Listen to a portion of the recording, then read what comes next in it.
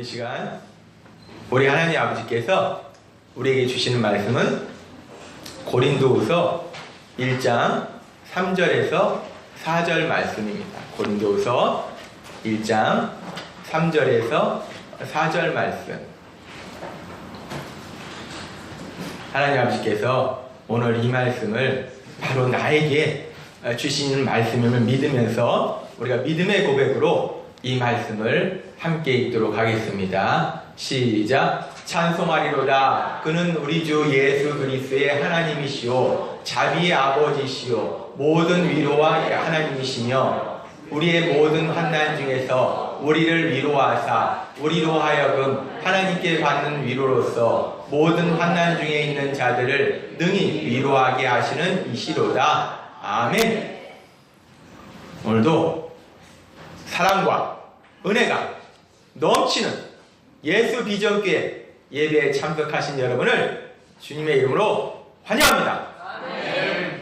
오늘도 이 자리에 하나님의 은혜가 홍성이 임할 때 여러분은 그 복된 자리에 왔음을 믿습니다. 아멘. 오늘도 말씀을 듣기 전에 우리가 힘차게 선포하고 하나님이 주시는 말씀을 듣도록 하겠습니다.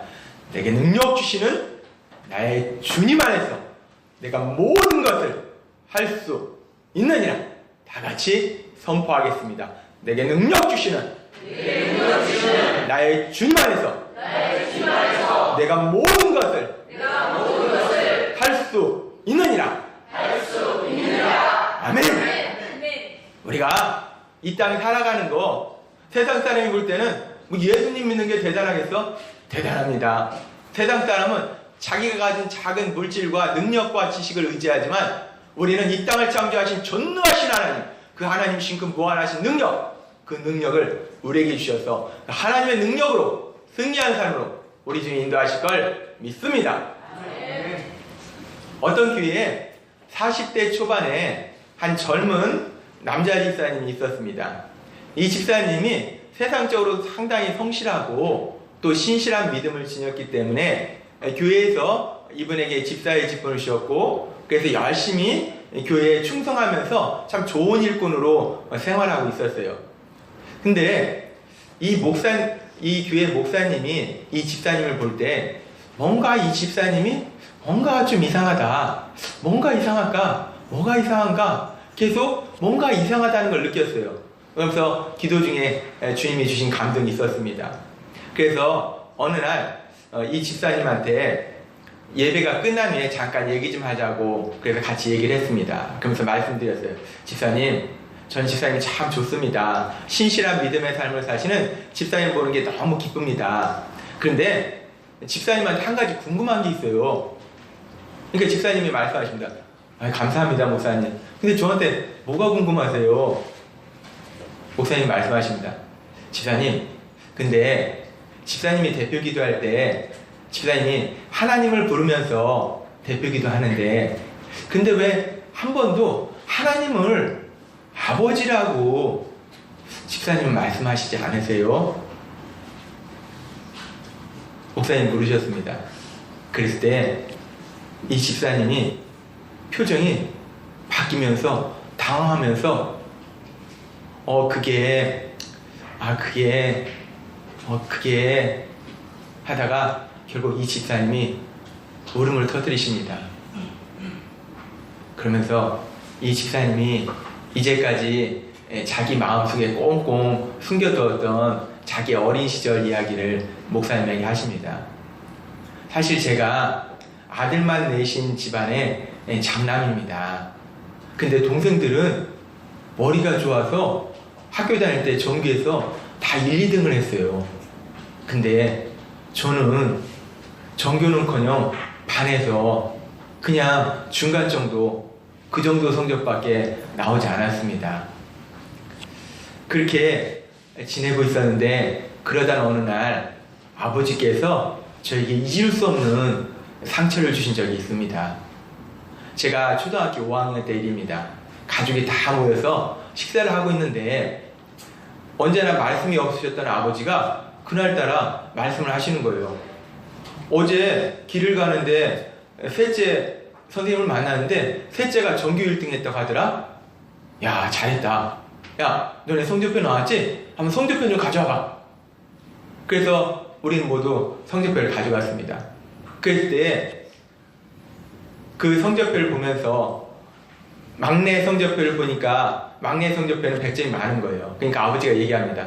야, 막내 공부 잘했구나. 100점이 많구나. 근데 이왕이면 다 100점 맞도록 해봐야 돼. 얘기를 하고, 셋째 너는 전교 1등 했으니까 성적표를 볼 필요도 없고, 둘째 성적표 한번 가져와봐.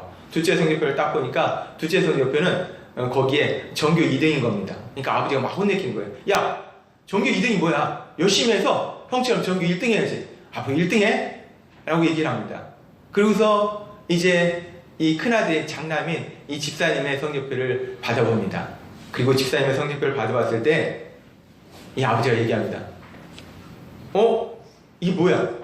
전교에서도 아니고 반에서 15등? 그러더니 아버지가 벌떡 일어납니다. 그러더니 그 성적표를 돌돌 맙니다. 그리고 이 아들의 얼굴을 때리는 거예요. 그러면서 야, 이 자식, 너 머리가 돌대가리야? 우리 집안에 너 같은 돌대가리는 없어. 넌 뭐냐? 넌 밥 먹을 자격도 없어. 너 그러고서 밥이 입안으로 넘어가냐? 밥도 먹지 마. 일어나. 저기 베개 들고 가서 서 있어. 라고 아버지가 얘기합니다.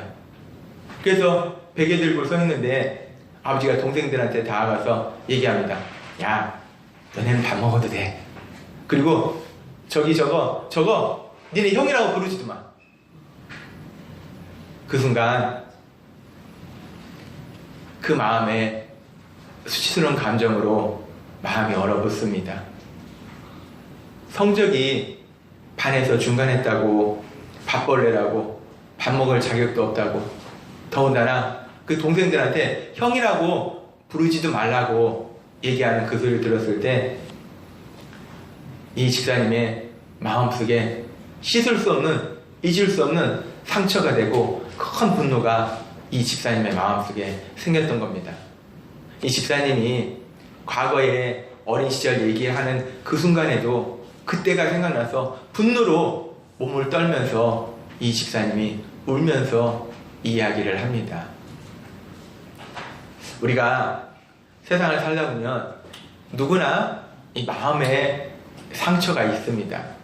그 상처가 때로는 작은 것이라서 그냥 우리가 잊고 살 때도 있지만, 때로는 그 상처가 너무 깊게 내 마음에 아픔이 돼서 시간이 많이 지났음에도 불구하고 우리가 그때만 생각하면 답답하고 화가 나고 속상하고 분노를 느껴지는 그런 마음의 상처들도 때로는 있습니다. 그리고 때로는 그 마음의 상처가 너무 깊어서 지금 이 집사님의 경우처럼 그 상처로 인해서 어른이 되어서도 그 삶이 어떤 부분이 정상적으로 살아갈 수 없도록 우리 삶을 괴롭히는 그런 경우들도 있습니다. 이 성경에 보면은 이 사울과 다윗의 그런 이야기들 속에서 다윗이 이 골리앗을 이기고 그 전쟁에서 돌아올 때 그 거인 골리앗, 도저히 이길 수 없는 그 거인 골리앗을 이겼기 때문에 사람들이 너무 좋아하고 흥분합니다. 그리고 여인들이 나와서 춤추면서 노래합니다. 그랬을 때 여인들이 뭐라고 춤추면서 노래하냐면 너무 기쁘고 좋아서 사울의 죽인 자는 천천히요 다윗의 죽인 자는 만만이라 라고 여인들이 기뻐서 춤추면서 노래합니다. 왜냐하면 다윗이 골리앗을 죽였기 때문에 결국 그 전투에서 승리했기 때문에 그 다윗에 대해서 칭찬을 합니다. 그랬는데 이 칭찬이 화근이 되었습니다. 다윗은 한낱 그 이스라엘 백성이었고 사울은 그 당시에 이스라엘의 초대왕, 처음으로 왕의 신분을 가진 사울이었는데 이 사울의 왕의 자존심에 상처를 받은 것입니다. 그래서 사울이 심히 노하였다 라고 성경은 기록합니다. 사울의 자존심에 상처를 받으니까 사울이 분노합니다. 그리고 이 사울의 분노 위에 우리가 화를 낼 때 마귀로 틈을 타지 못하게 하라 성경이 말씀하는데 분노하고 있는 그 틈을 타서 사단이 들어갑니다. 그러면서 이 사울이 그 남아있는 삶 동안에 이 다윗을 죽이려고 그 삶을 다윗을 죽이는 그 일에 온통 힘을 쏟으며 돌아다닙니다. 이 사울의 삶에 이 마음의 상처로 인해서 사울이 자신의 삶 속의 기쁨과 평안은 다 사라지고 마음의 분노와 미움으로 가득한 불행한 삶으로 사울이 나아가는 것을 우리가 성경을 통해서 볼 수 있습니다. 그러면 우리가 세상을 살 때 이렇게 마음에 상처가 있으면 앞에 집사님도 그렇고 또 지금 사울도 그렇고 그 상처로 인해서 우리가 장사한 어른이 되었을 때도 온전한 삶을 살지 못하는 것일까? 이 사울에게 상처를 주는데 의도하지 않지만 그 역할을 했던 이 다윗의 삶속에도 가만히 보면 엄청난 상처가 있습니다. 이 다윗이 결국 장인인 사울이 죽이려고 다윗을 쫓아다닐 때 다윗이 사울을 피해서 여기저기 도망다닙니다. 그러는 과정 속에서 이 다윗이 자기가 죽인 그 골리앗의 고향인 골리앗의 고향인 가드 땅으로 가는 그런 일이 벌어집니다. 그래서 그 가드 왕인 아기스 왕 앞에 다윗이 가게 되는 그런 일이 벌어집니다. 그런데 마침 또 그 자리에 있던 사람들이 쟤 골리앗 죽인 다윗 아니야? 라고 다윗을 알아봅니다. 자기 나라의 가장 위대한 장수를 죽인 그 다윗이 자기들 앞에 있는 겁니다. 그랬을 때 그들이 그 다윗을 죽이려고 합니다. 그 위기의 상황 속에서 다윗이 어떻게 하는가? 사무엘상 21장 13절은 이 다윗이 어떻게 했는가? 골리앗을 죽인 다윗, 만군의 여호와 이름을 의지해서 그 거인 골리앗을 죽였던 그 대단한 다윗이 그 위기의 순간에 우리가 영화 보면은 1대10, 1대100으로도 그냥 다 물리칩니다. 어떻게 했을까? 그런데 성경은 사실을 기록합니다. 사무엘상 21장 13절에 이렇게 말씀하고 있습니다. 그들 앞에서 그 행동을 변하여 미친 채 하고 대문짝에 그적거리며 침을 수염에 흘리매. 다윗이 골리앗을, 그 거인 골리앗을 돌멩이 하나로 물리쳤던 그 다윗이, 그 대단한 다윗이 지금 살기 위해서 대문에 가서 그적거리면서 침을 질질 흘리는 거예요. 미친 척하면서 눈은 풀어지면서 머리는 헝클어놓고 미친 사람처럼 침을 질질 흘리면서 정신없는 사람처럼. 왜? 살기 위해서, 그 자리에서 살기 위해서 다윗이 미친 척합니다. 그 거인 골리앗을 이겼던 그 다윗인데, 그 대단한 다윗이, 사울은 천천히요, 다윗은 만만이나 했던 그 다윗인데, 그 다윗이 그 많은 사람들 앞에서 살아남기 위해서 침을 질질 흘리면서 미친 척하는 그 장면을 볼 때 다윗이 얼마나 큰 마음의 자존심의 상처를 받았을까? 얼마나 큰 상처가 다윗의 마음속에 있을까?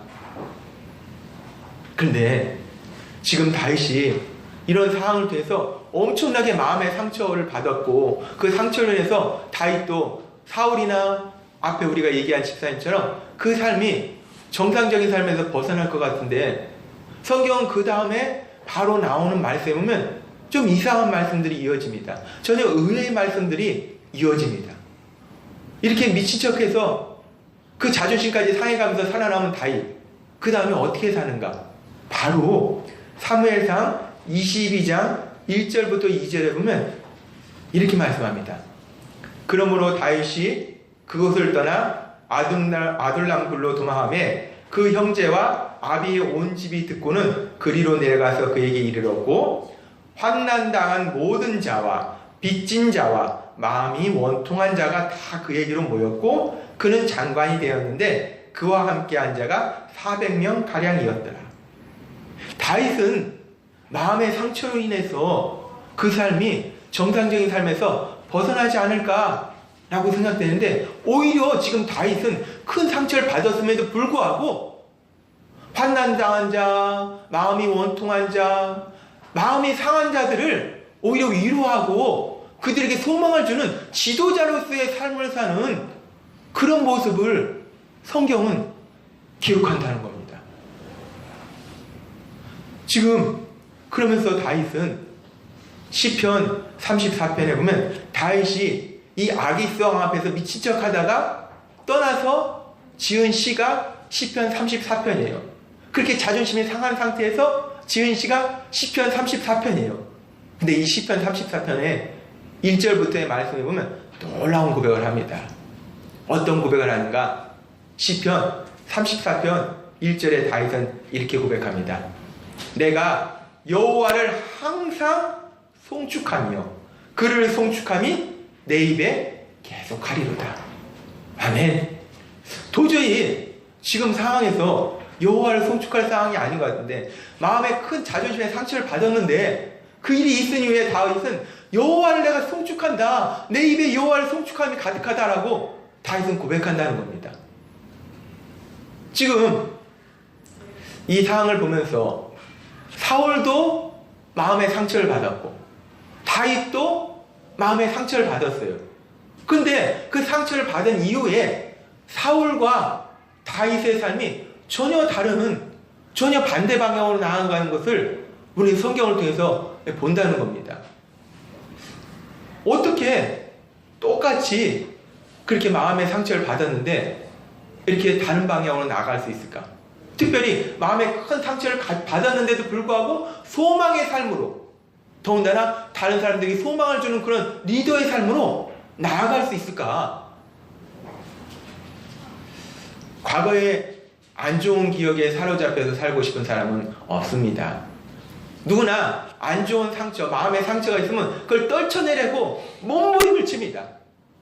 근데 우리가 그 과거의 상처로부터, 마음의 아픔으로부터 벗어나려고 몸부림을 치는데, 몸부림을 친다고 그것이 사라지는 게 아니더라는 겁니다. 몸부림을 침을 칠수록 늪처럼 더 그 상처 속으로 들어가고 더 그 기억 속으로 들어가고 우리를 괴롭게 하는 경우들이 참 많이 있다는 겁니다. 그러면 도대체 어떻게 우리가 그 마음의 상처, 우리가 받았던 어린 시절 받았던 상처, 우리가 살면서 받았던 상처, 또 어른이 돼서 어느 시점에 내가 받았던 그 마음의 깊은 상처, 그 상처를 어떻게 치유할 수 있을까? 그래서 어떻게 다윗처럼 오히려 다른 사람에게 소망을 주는 삶으로 나아갈 수 있을까? 오늘 우리가 처음 시작했던 그 집사님의 이야기로 한번 돌아가 보겠습니다. 이 집사님의 이야기를 다 들은 목사님이 그를 꼭 껴안아줍니다. 그리고 말씀합니다. 아, 그랬구나. 아, 집사님 그랬구나. 집사님 어린 시절에 그런 일이 있었구나. 아버지가 참 너무하셨네. 아버지가 너무하셨네. 목사님이 이 집사님을 꼭 껴안아줍니다. 그리고 조금 뒤에 목사님이 말씀하십니다. 근데 집사님, 그때가 몇 살 때였어요? 집사님이 얘기합니다. 13살 때였습니다. 집사님, 제 말씀 잘 들어봐요. 그러면은 집사님 그때를 기억할 수 있습니까? 그렇죠. 생생하게 그 순간을 기억합니다. 제가 잊고 싶어도 잊어지지가 않습니다. 그래요? 그럼 한번 그 순간을 우리가 다시 한번 생각해 봅시다. 그 순간 집에 무엇이 있었고 어떤 상황이었는지 그것을 다시 한번 우리가 생각해 봅시다. 지금 집사님 뭐 하고 있나요? 예, 벌 서고 있습니다. 베개 들고 벌 서고 있습니다. 집사님 마음이 어때요? 죽고 싶습니다. 이 돌머리 같은 내 머리를 벽에 찍고 죽고 싶어요. 죽고 싶은 마음이 내 마음 가득해요. 집사님, 알겠습니다. 집사님, 근데 한번 우리가 이것을 한번 생각해 봅시다. 한번 이것을 한번 상상해 보세요. 그때 문이 열립니다. 그리고 누군가 들어옵니다. 예수님이 그 자리에 들어오십니다. 예수님이 그 자리에 들어오셔서 예수님이 계신 것을 한번 상상해 보세요. 예수님이 들어오셔서 누구에게 가실 것 같아요? 집사님이 얘기합니다. 저에게 예수님이 오시는 것 같습니다.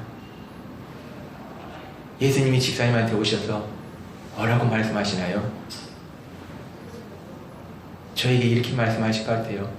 동규야, 그건 내 잘못이 아니다. 넌 밥벌레가 아니다. 넌 내가 사랑하는 내 아들이야. 그리고 예수님이 절 껴안아 주실 것 같아요. 집사님, 그러면 그 다음에 그 예수님이 무엇을 하실 것 같아요? 아마 아버지한테 가실 것 같아요. 아버지한테 가셔서 뭐라고 하실 것 같아요? 아버지한테 예수님이 화를 내실 것 같아요. 내가 너에게 소중하게 준 내 아들을 네가 왜 잔인한 말로 상처를 주냐? 예수님이 아버지를 혼내키실 것 같아요. 집사님 기분이 어때요? 무지하게 좋습니다. 너무 좋아요. 제가 하고 싶은 말을 우리 예수님이 대신해 주셔서 너무 좋습니다. 이렇게 집사님과 목사님은 그 순간에 대해서 또 한 번, 그리고 또 한 번 이렇게 상상을 합니다. 그리고 세 번째 그 순간에 대해서 상상할 때에 놀라운 일이 벌어집니다. 세 번째 상상하는 가운데 이 집사님이 아버지를 마음속에서 용서하게 됩니다. 세 번째 상상하는 가운데 이 집사님의 마음속에 주님이 깨달음을 주신 겁니다. 아버지가 가난한 농부의 아들로 태어나서 힘들게 살았기 때문에 자기처럼 자식들이 힘들게 살지 않도록 열심히 공부해서 정말 편하게 살도록 그런 소망이 있었기 때문에 특별히 장남인 자기에게 그런 소망이 있어서 아버지가 더 심하게 공부도 못하면 나처럼 고생하니까 내 아들이 그렇게 고생하는 거는 너무 마음이 아프니까 그렇게 심하게 아버지가 그러셨구나. 이 아버지의 마음을 깨닫게 되는 겁니다. 그러면서 이 집사님이 아버지를 용서하는 그런 일로 벌어지고, 그리고 이렇게 이 집사님의 마음속에 있던 마음의 상처가 치료되고 이 집사님이 이제 대표 기도를 할 때가 됐습니다. 이 집사님이 대표 기도를 합니다. 자, 다 같이 기도하겠습니다. 자비로우신 하나님 아버지, 이 집사님의 입술 속에서 하나님을 아버지라고 부르는 놀라운 변화가 일어난 겁니다. 어떻게 마음의 깊은 상처를 우리가 치유받을 수 있을까? 저도 그렇고 여기 계신 여러분들 속에서도 우리가 살다가 어느 한순간 어렸을 때 부모님이 주신 상처도 있고 내가 살아가는 동안에 친구나 선생님이 준 상처도 있고 내가 어른이 되었을 때 직장 동료나 아니면 상사나 그 누가 나에게 준 그런 상처들이 있을 수 있습니다. 우리가 그 상처들이 있을 때 그 상처들을 벗어나려고 몸부림쳐보지만 쉽지 않더라는 겁니다. 내 노력으로 되지 않더라는 겁니다. 근데 히브리서 2장 18절에 히브리서 기자를 통해서 하나님은 이렇게 말씀하십니다. 그가 시험을 받아 고난을 당하셨은즉 시험 받는 자들을 능히 도우실 수 있느니라. 아멘. 예수님께서 하나님이시기 때문에 모든 것을 아신다는 겁니다. 그럼에도 불구하고 예수님은 친히 육신의 몸을 입고 이 땅에 오셔서 우리랑 똑같이 우리가 당하는 그 많은 아픔과 슬픔과 고통을 다 당하셨다는 겁니다. 특별히 예수님은, 하나님이신 예수님은 십자가에 돌아가시기 전에 전능하신 하나님이신 창조신 예수님이 피조물에 불과한 인간들에게 가진 모욕을 당하고 조롱을 당하고 얼굴에 침뱉음을 당하고 가진 수치를 당하고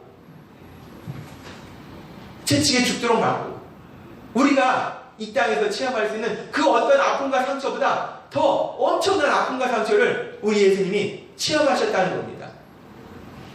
그렇게 아픔과 상처를 친히 체험하신 예수님이 시험받는 자를 능히 도우심이라 말씀하신 것처럼 우리가 세상을 살 때 우리가 만날 그 어떤 마음의 아픔과 상처, 눈물, 고통, 그 어떤 것도 우리 예수님이 친히 도우셔서 위로하시고 치료될 수 있도록 역사하실 걸 믿습니다.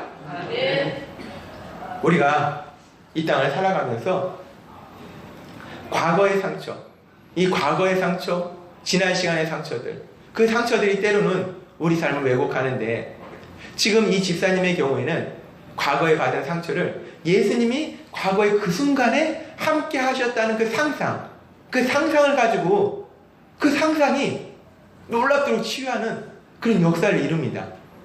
제가 이 집사님의 이야기를 들으면서 생각하면서 제가 한번 생각해 봤어요. 근데 이 과거의 그 순간, 이 집사님이 너무나 힘들고 아팠던 그 순간 예수님이 그 자리에 계셨다라고 상상하는 그것이 단순하게 그냥 상상일까? 상상이라는 것은 없는 일을 내가 만들어내는 거잖아요. 그것이 내가 없는 일을 만들어내는 단순한 상상일까? 내가 힘들고 어려운 그 순간에 예수님이 그 자리에 계셨다라고 생각하는 것이 단순히 내가 없는 사실을 만들어내는 추측이며 가정이며 상상일까? 제가 그 생각을 해봤습니다. 그랬을 때 주님이 저에게 떠오르게 하신 말씀이 오늘 우리에게 주신 고린도서 1장 3절과 4절 말씀입니다. 고린도서 1장 3절과 4절은 이렇게 말씀합니다. 찬송하리로다. 그는 우리 주 예수 그리스도의 하나님이시오. 자비의 아버지시오.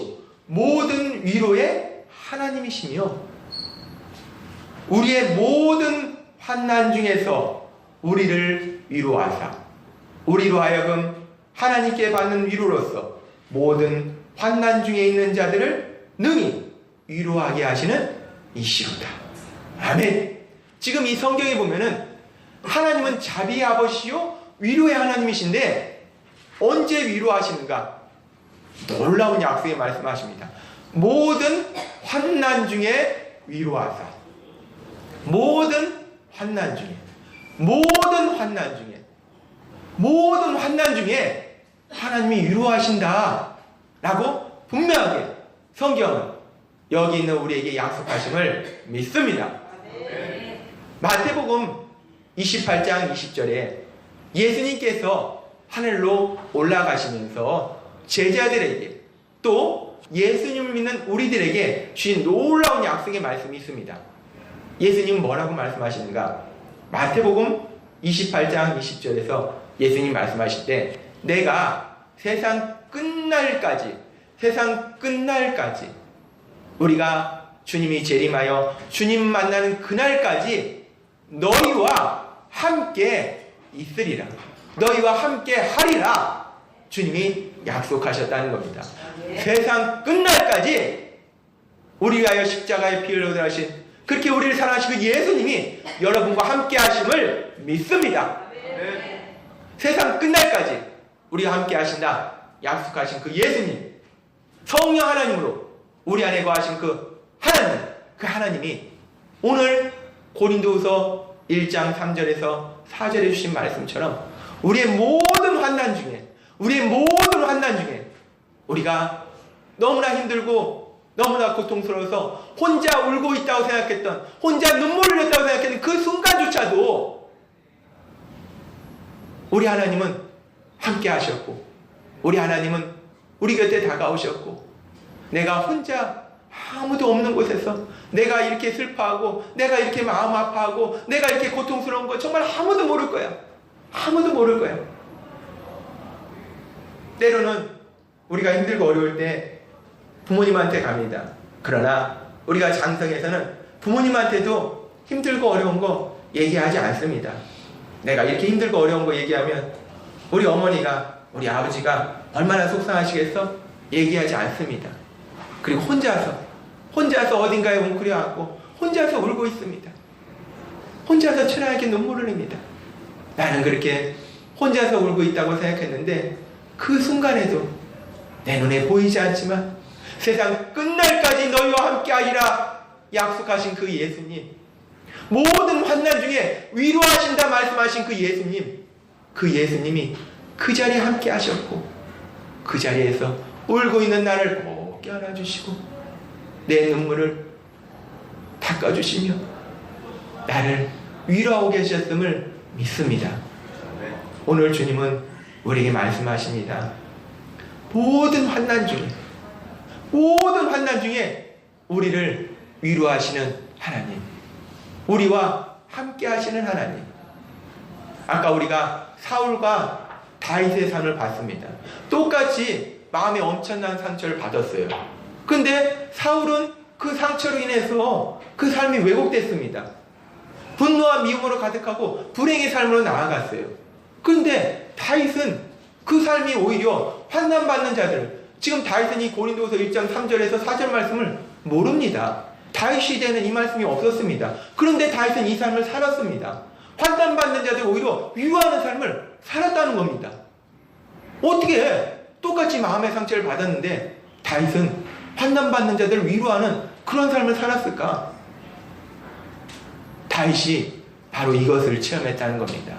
다윗은 자신의 환난 중에 혼자 있는 것이 아니라 그와 함께 하셨고 그를 위로하시고 그에게 능력 주신 그 하나님을 체험했기 때문에 똑같이 마음의 상처가 있었지만 그 상처에서 주저앉아 있는 것이 아니라 그 자리에서 일어나서 셈을 가지고 소망을 가지고 일어나서 오히려 환난받는 자들에게 셈을 주는 지도자로서의 삶을 살 수 있었다는 겁니다. 다윗이 진짜 그런 삶을 살았는가? 우리가 어떻게 하는가? 다윗이 스스로 고백합니다. 다윗이 스스로 다윗의 삶 속에 어떤 일이 있었는지를 다윗의 고백을 통해서 우리가 알 수 있습니다. 우리가 좋아하는 시편 23편은 다윗은 이렇게 고백합니다.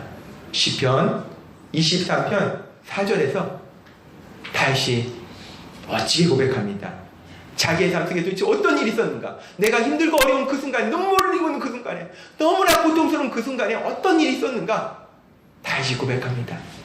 내가 사망의 음침한 골짜기를 다닐지라도 해를 두려워하지 않은 것은 주께서 나와 함께 하시니라. 주의 지팡이와 막대기가 나를 안위하시나이다. 아멘. 다윗은 체험했다는 겁니다. 내가 사망의 음침한 골짜기, 우리가 살다 보면 그 사망의 음침한 골짜기를 다닐 때가 있습니다. 내가 살긴 살았는데, 숨을 쉬긴 쉬는데, 내가 눈을 뜨고 있는데, 걷긴 걷는데, 내가 전혀 산 것 같지 않은 너무나 큰 고통과 눈물과 아픔이 내 마음에 가득하고 내 가슴이 뻥 뚫리고 하늘이 파란지 노란지 나무잎이 파란지 녹색인지 하얀지 꽃이 폈는지 향기가 나는지 전혀 모든 것이 무의미해지는 그런 사망의 음침한 골짜기를 지나는 그런 순간이 우리에게도 있다는 겁니다. 그런데 그 순간 속에서 내가 혼자 있는 것이 아니라 다윗이 고백했던 것처럼 내가 사망의 음침한 골짜기를 지날지라도 해를 두려워하지 않을 것은 주께서 우리를 위하여 피 흘려 돌아가신 그 예수님께서 나와 함께 하심이라. 이 고백이 다윗의 고백일 뿐만 아니라 이 자리에 있는 여러분의 고백으로 우리 주님이 함께 하실 걸 믿습니다. 그 주님이 여러분과 함께 하실 때 주의 지팡이와 막대기가 전능하신 하나님의 능력이 우리를 지켜주실 때 우리가 그 사망의 음침한 골짜기에서 멸망받지 않고 절망하지 아니하고 새 힘을 얻고 힘차게 일어날 때 세상 사람들이 놀라는, 아니 어떻게 저 사람이 저 상황에서 다시 일어날 수 있겠어? 아니 저 사람이 어떻게 저렇게 놀라운 일을 할 수 있겠어? 세상을 변화시키는 지도자로서 우리를 사용하실 걸 믿습니다. 오늘 주님은 우리에게 분명하게 약속하십니다. 고린도서 1장 3절에서 4절 말씀에 찬송하리로다. 그는 우리 주 예수 그리스도의 하나님이시오 자비아비시오 모든 위로의 하나님이시며 우리의 모든 환난 중에서 우리를 위로하사 우리로 하여금 하나님께 받는 위로로서 환난 받는 자들을 위로하게 하시는 이시로다. 아멘. 하나님은 우리와 함께 하셔서 과거에 내가 힘들고 어려웠고 눈물 흘렸던 그 순간에 나와 함께 하셨고 지금 내 삶 속에 힘들고 어려운 그 순간에 함께 하시고 앞으로도 혹여나 우리의 삶 속에 힘들고 어렵고 눈물 나는 순간이 있을지라도 그때도 우리와 함께 하셔서 우리의 모든 환난 중에서 우리를 위로하시는 하나님이심을 믿습니다. 그 하나님의 위로가 너무나 크고 차고 넘쳐서 내가 위로받고 새 힘을 얻고 소망을 얻을 뿐만 아니라 내가 이 땅을 살아가다 보면 주변에 그렇게 낙망하고 절망하고 눈물 흘리고 있는 사람들이 우리 주변에 있다는 겁니다. 내가 눈물 흘렸었는데 나에게 주신 그 은혜가 위로가 넘어가서 어느 순간에 내가 그렇게 눈물 흘리고 낙담하고 정말 사망의 음침한 골짜기에 있는 그 사람을 위로해서 그가 주님의 사랑으로 일어나서 변화되고 그의 삶 속에 기쁨과 평안과 행복이 가득한 삶으로 변화되는 놀라운 기쁨을 체험케 하실 걸 믿습니다. 오늘 주님 주신 말씀처럼 주님이 우리에게 약속하신 말씀처럼 세상 끝날까지 우리와 함께 하신다는 그 주님이 우리의 모든 환난 중에서 우리를 위로하사 우리에게 셈을 주시고 그를 통해서 이제 우리가 위로받을 뿐만 아니라 환난받는 자들을 위로하는 세상을 변화시키는, 특별히 지금 같은 시대는 위로가 필요합니다. 사람들이 세상의 많은 일들로 인하여 마음의 아픔과 상처가 있고 그 상처가 분노로 변화되는 이 시기에 예수님을 믿는 우리들이 어떻게 세상을 변화시킬 수 있는가? 우리가 총과 칼과 무기로 세상을 변화시키는 것이 아니라 하나님 아버지께서 주신 그 무한하신 그 사랑, 그 위로를 통해서 세상을 변화시킬 수 있는 능력의 삶을 사는 여러분이 되시길 주님의 이름으로 축원합니다. 기도드리겠습니다. 사랑하는 주님, 감사합니다. 오늘도 말씀을 통해서 다시 한번 우리 삶의 아픔과 상처를 위로하시고 내가 혼자 울고 있었다 생각하는 그 순간에 나 혼자 울고 있는 것이 아니라 전능하신 하나님이 나와 함께 하셔서 날 꼭 안아주시고 날 위로해 주셨음을 다시 한번 기억하시니 감사합니다. 아버지, 그것이 상상이 아니라 내가 만들어낸 가상의 사실이 아니라 성경에 기록한 분명한 말씀에 의거해서 그것이 사실임을 우리가 믿으며 언제나 우리 함께 하시는 하나님이신 그 위로로 세임을 얻고 세상을 변화시키는 우리 모두가 될 수 있도록 은혜 베풀어 주옵소서.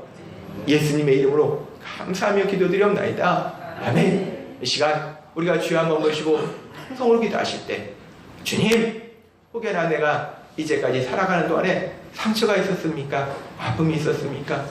주님의 위로를 체험케 해달라고 또 기도하고, 혹여나 주변에 아픔으로 인하여 상처로 인하여 절망하고 있는 사람들이 있다면 우리를 통해서 하나님의 위로가 전해지게 해달라고 우리가 주여 한번 모시고 통성으로 기도하는 시간 갖겠습니다. 주여! 아버지 하나님 감사합니다. 오늘 이 시간 우리 하나님 아버지께서